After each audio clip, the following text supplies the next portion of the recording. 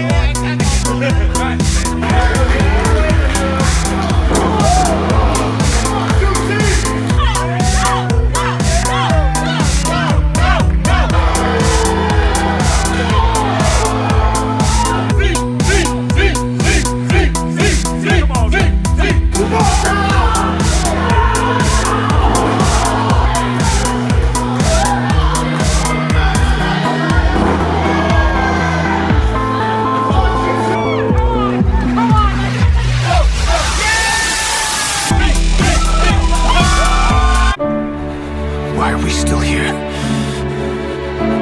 Just to suffer every night.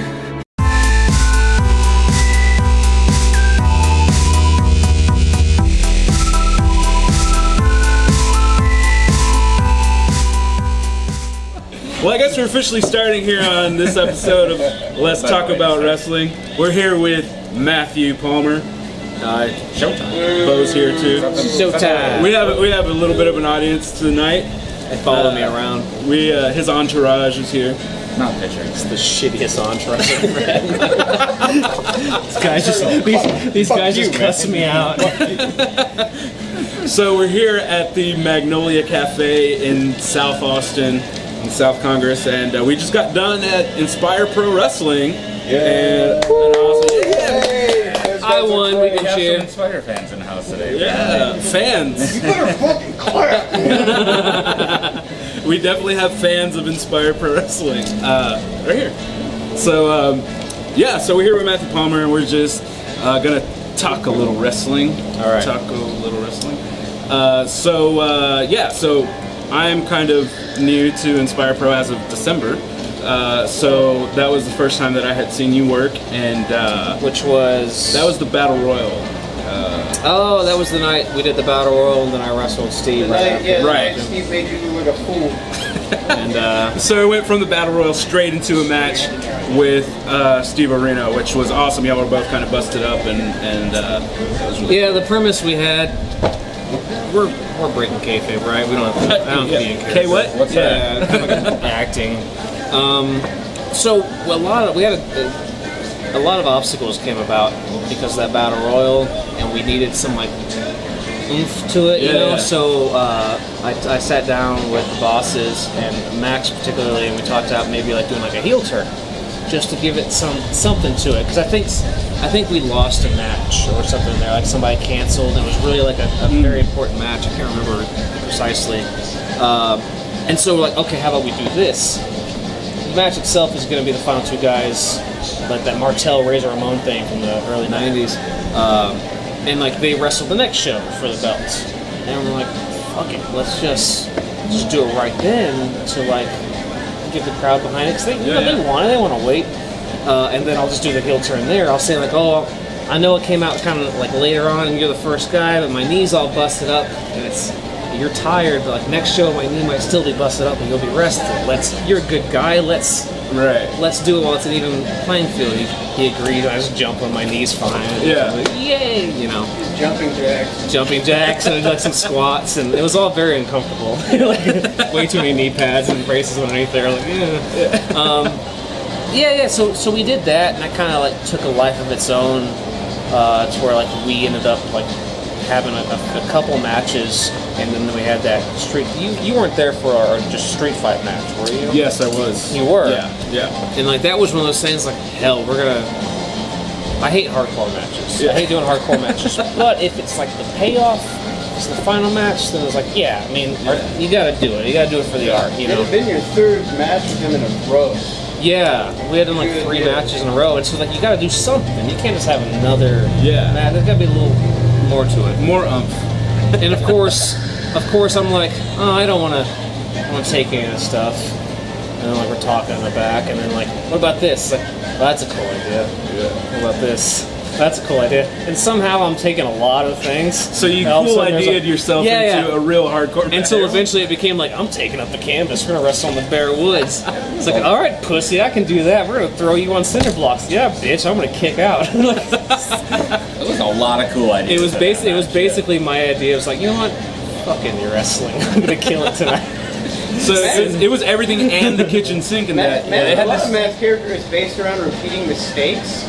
Like he fucks up and has a bad idea, but he keeps repeating it. Yeah, like this is his second street fight in the company.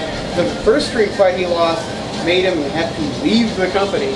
And so he has another street fight. And not a lot of characters in wrestling have those like weaknesses. It's always like if I turn into a good guy, then all of a sudden I don't care that this guy kicked me in the dick 6 months ago and turned on me and stole my wife or something stupid. Yeah. I'm gonna go team with him against the bad guys. Yeah. And so like we try to keep some fluidity of character, and there's always a flaw. Like I am very prideful.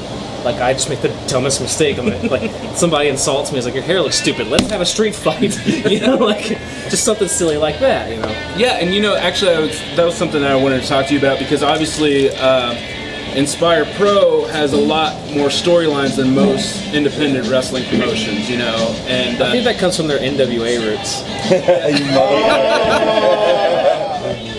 okay. All right. Inside joke. I'm sorry, fans. I'm sorry. All the mountains of cocaine.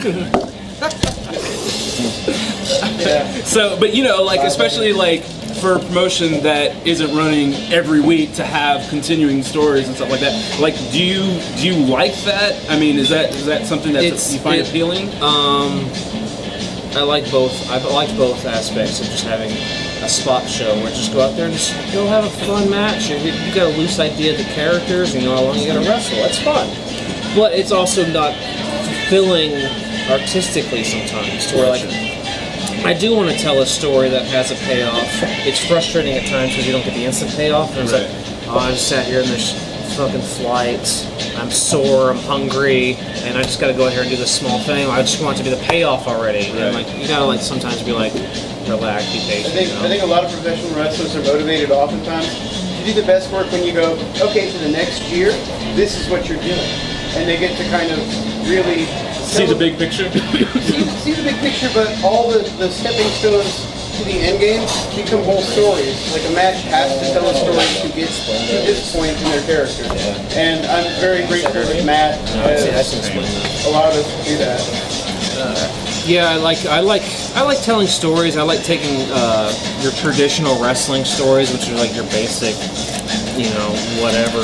There's like 4 wrestling stories that you tell, and I like Max is really good at it, and this is really good at too. Is we just sit down and be like, what is a tweak on this that's more like a movie arc than just like a wrestling story? Because like the wrestling, it's all like okay because you know wrestling's got the bad acting and like you know the expected turns and the storytelling, the twists, stuff like that. So we want to like give it a little bit different, which is why we give the character some flaws rather than just I'm a good guy now, I'm a bad guy now. Yeah, it's almost like the live aspect of wrestling kind of takes away from people's creativity in the story sometimes. Yeah. Like, they're okay with going with the same old story because, hey, you're seeing all this live action, you know? And we don't have the bright lights and the fireworks or anything like that to where people are like, I don't care, this is just enthralling, all these lights and these larger-than-life characters. And the ring apron doesn't light up. Yeah, we have pictures. What we have, and we have writing. And so we have to do the best we can, you know. We don't have a ton of money. I mean, we're not a shitty company or anything like that, but we don't have like a ton of money to just throw out for all these names, you know. It's fine that people do. If you can invest people in a simple drama, you can get over the freshest face. I think that we were really instrumental in getting over a guy like, say, Steve-O. Like, I know he was in other companies, but I think the context and the storylines and how we used him made people really care about him the extent that he's care about now. We actually have one of his biggest fans present. Where? I mean, nowhere. Oh shit. But He's only good because of me. Steve, Rudy's if a you huge hear fan. this, it's true. He's a huge Steve-O fan. So. Yeah, Steve's great. Yeah, and I like it. You're a Matthew Palmer fan. Yeah, Oh, nice. man. Good kiss ass. But you know, like when you were talking about that hardcore match, actually for like the intro of Let's Talk About Wrestling, I've used clips from that match because it was just so. Oh yeah. Like I love that. People always ask like, well, how'd you guys doctor the cinder blocks? It's like, no, I just took it. somebody picked me up and then dropped me on cinder blocks. It's like, did it hurt? We went to Home Like, Depot at the end. That's yeah, it's like, basically. did it hurt? It's like, I don't know, man. Go fall down on some cinder blocks and tell me. Like, yeah, it hurt, and it was. A lot of people are gonna like criticize that, going, "Oh, he's dumb. He did that for like only a couple hundred fans or something like that." And it's like, well, I kind of also did that so somebody could see me on Instagram and be like, "Hey, that's kind of cool. Let's bring him in." If he's willing to do cinder blocks, he'll probably be willing to do some just regular shit. I think I even saw Sammy Callahan was tweeting it out, like, or the superplex onto the boards. Like, Yeah, and like I talked to, I think the next week or something like that, I talked to like Ricochet and then Marty, and I always butcher his name. Name dropping. I play video games with him every Wednesday. Marty Skrull? Skrull, is that the proper pronunciation? I don't watch wrestling. I'm from I Texas, just read it. bro. I don't know. And so they're just talking to me at the show, going, "Oh, I would never do that." I was like, "Have you ever heard of me before?" And they go, "No." That's what. Thanks. That's why I did it, because maybe you could like pass that along. 'Cause you would not have talked to me. And he was totally nice. We were just talking about it. Oh. Yeah, he was totally cool. He was just like, "Dude, I would never have done that." And I was just like, "You would not have talked to me unless I had done that." It's kind of the same thing. I would be like, "Hi, I'm Matt." He'd be like, "Hey, Marty," and just walk away. He's a super nice guy for the 10 minutes I talked to him. Yeah. So I like how this episode is basically going to be a journey of me discovering the greatness of Matthew Palmer. Because then after that, I was. Matthew Palmer is my favorite pro wrestler.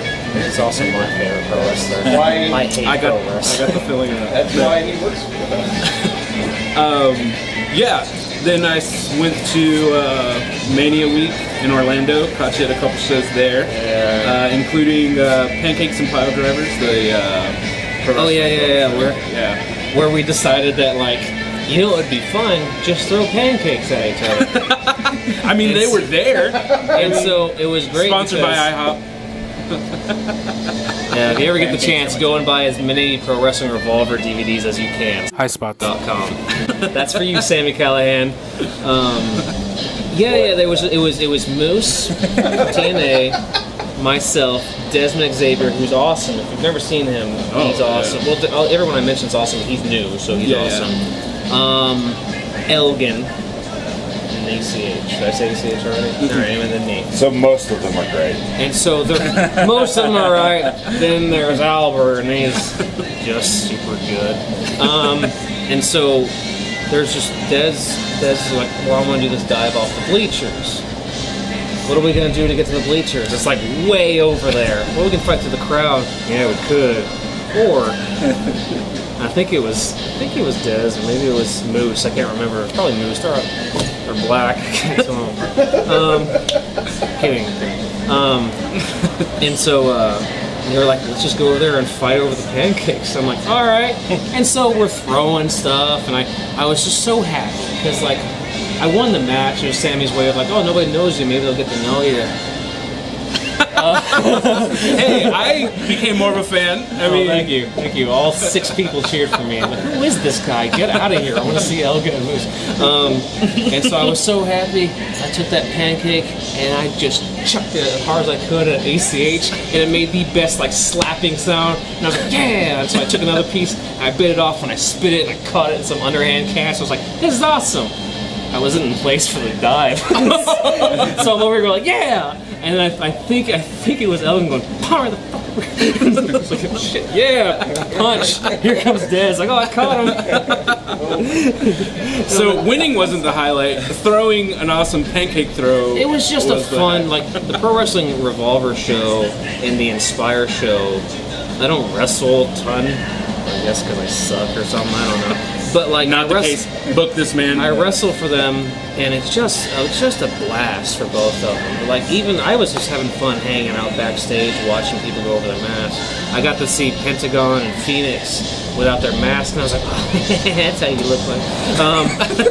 But super cool guys, you know.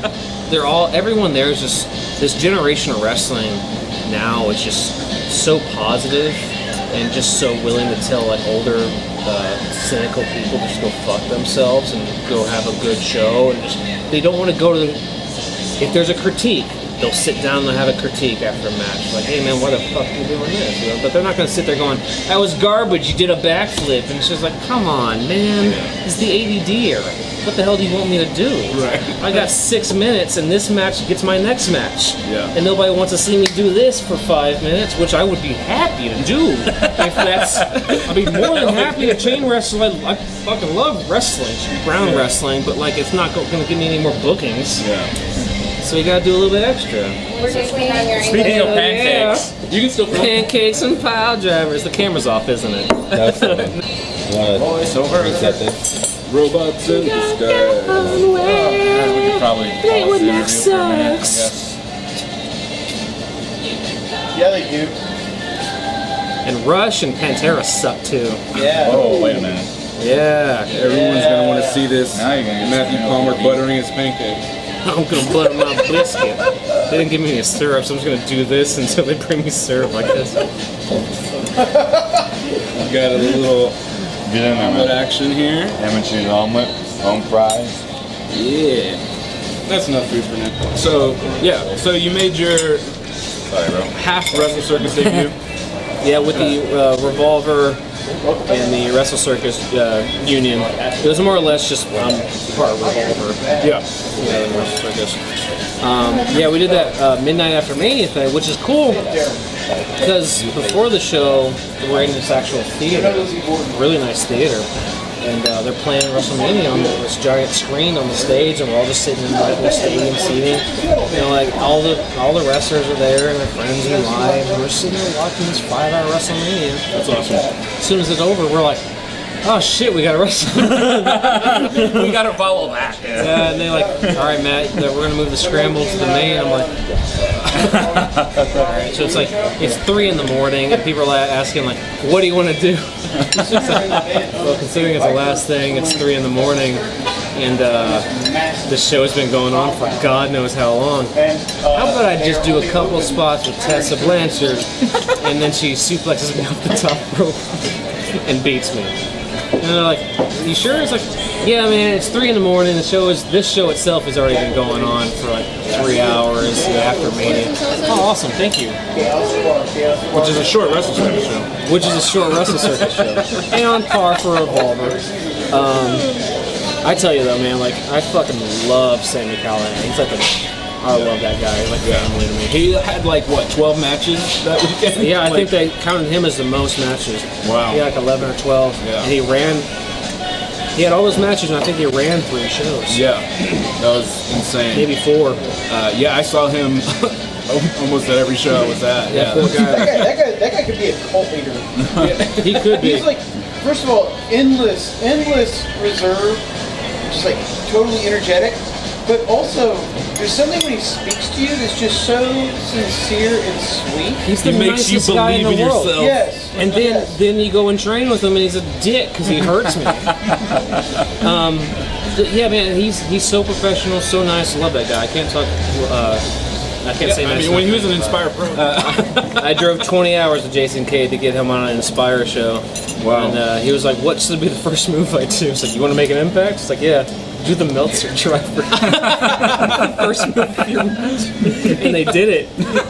And a bunch of guys in the back were like, why would they do that? It's like, it's okay, I told them. So if there's any heat, it's on me. It was half rib and half serious. I was like, I don't know where they got that idea. somebody's going to notice you.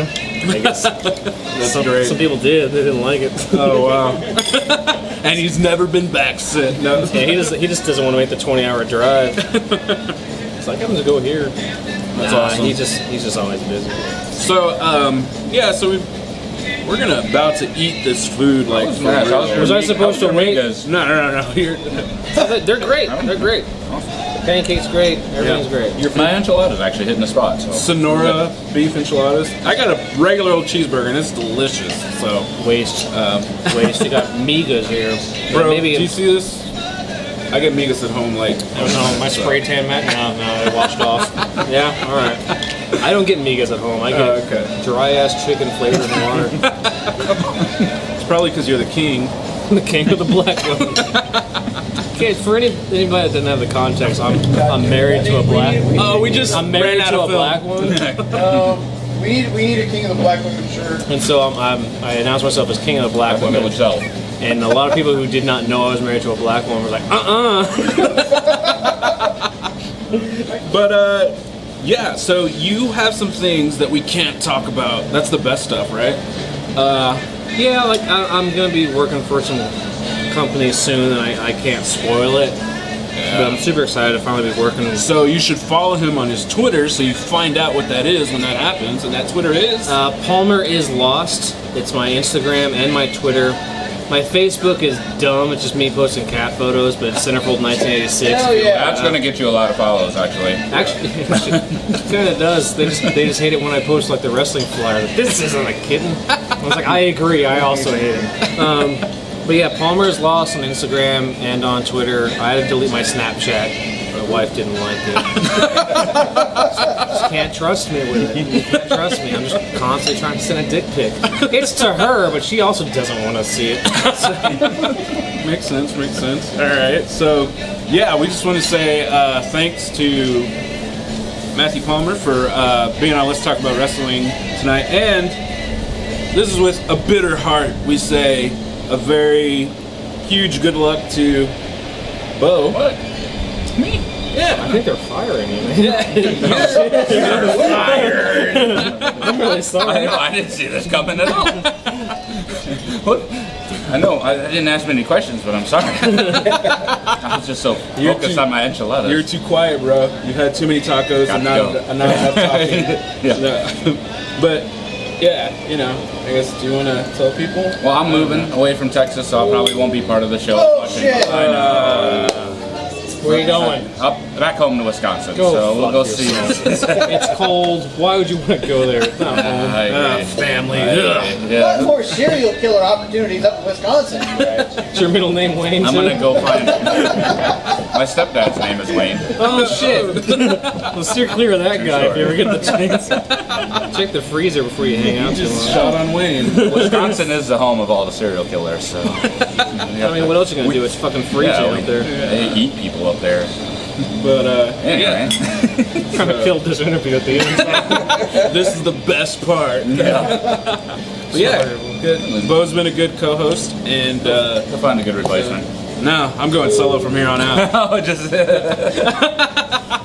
But yeah, just thank you, and thanks for the live audience here for Yeah, clap for yourselves. There's like 4 of you. So all right, that's it. Can we beat up Austin now? Bye. We're gonna eat. Palmer's Lost.